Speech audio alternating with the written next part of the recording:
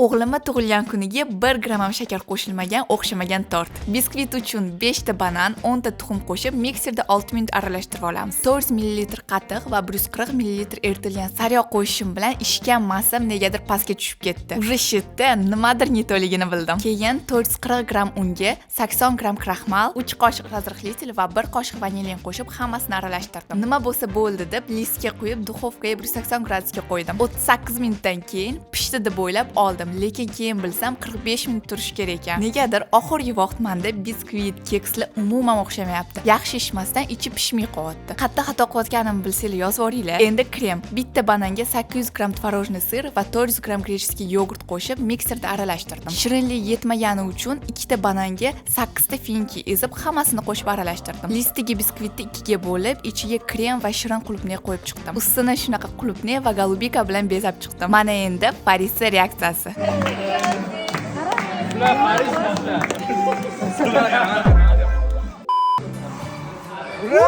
Hammasi zo'r. Bitta shu biskvitim pishmay qolgani yomon bo'ldi. Agar siz men qilgan xatolarni qilmasdan tayyorlasangiz, juda ham shirin chiqadi.